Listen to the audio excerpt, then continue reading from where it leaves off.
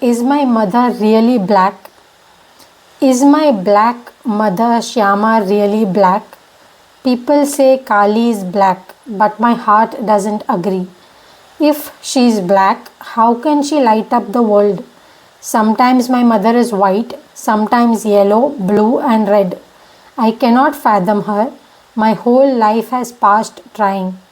She is matter, then spirit, then complete void.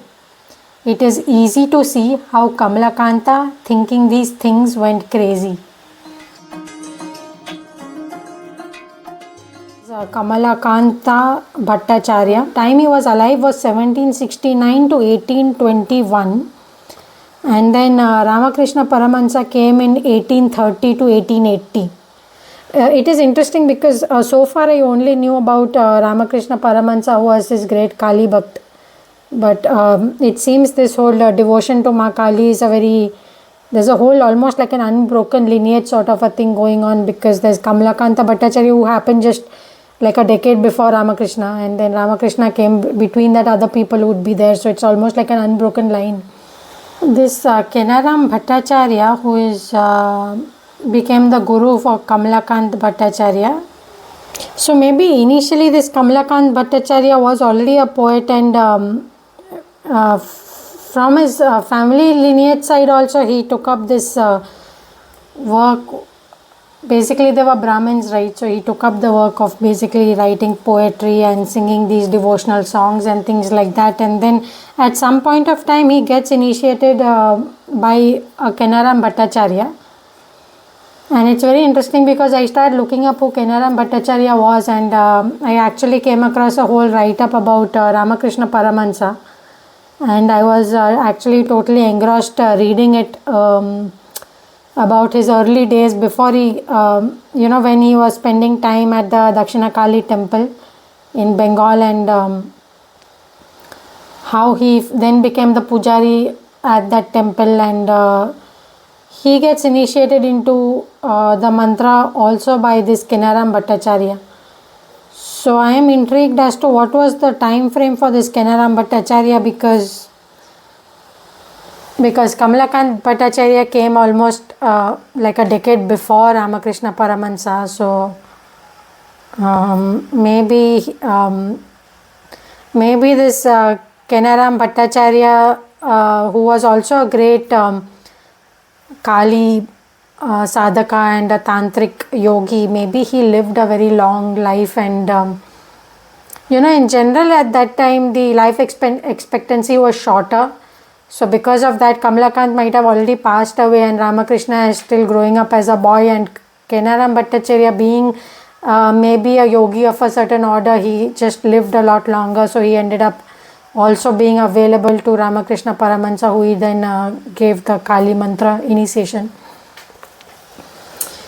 That's really fascinating. But it's also fascinating because I ended up reading so much about Ramakrishna Paramahansa, which I had never really, I always meant to, but somehow when I went to read about his life, I ended up finding some different books and read about different things.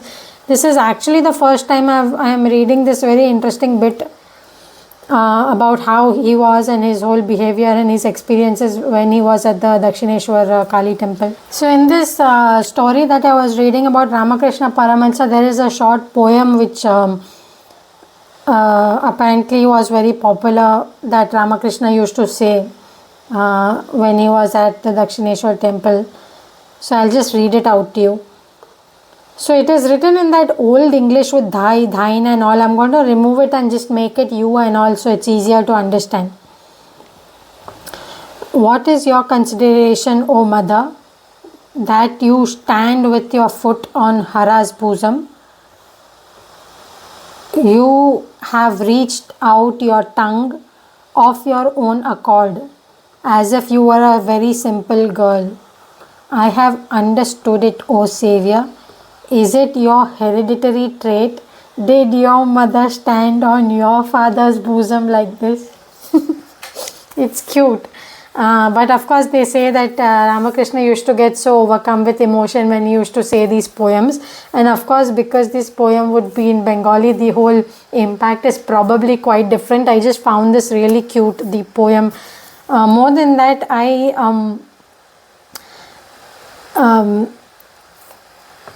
I just found it interesting that he said that she put her foot on Hara's bosom. The form of Shiva being Hara is the one that he has taken. I just thought that was very intriguing because that Hara form of Shiva is something that resonates very deeply with me. So for me, when I was reading this and when I connected Kali Mata standing on Hara, it was very powerful image for me.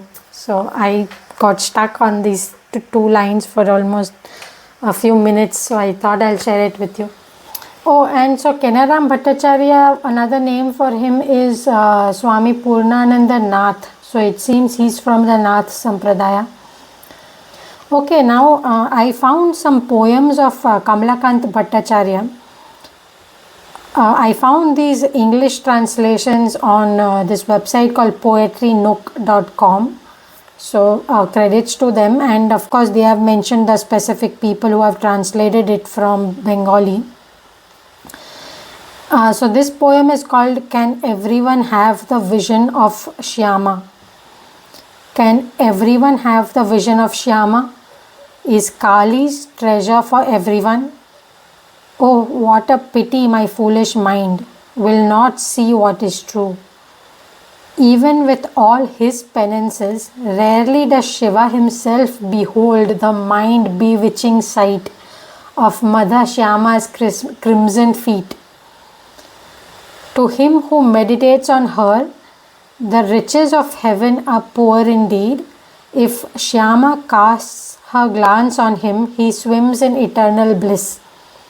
The prince of yogis, the king of the gods, meditate on her feet in vain, yet worthless Kamalakant yearns for the mother's blessed feet. Then there is this other one which is called Is My Mother Really Black? Is my black mother Shyama really black? People say Kali is black, but my heart doesn't agree. If she is black, how can she light up the world? Sometimes my mother is white, sometimes yellow, blue and red. I cannot fathom her. My whole life has passed trying. She is matter, then spirit, then complete void. It is easy to see how Kamalakanta, thinking these things, went crazy. It's nice how he mentions his name in the poem also.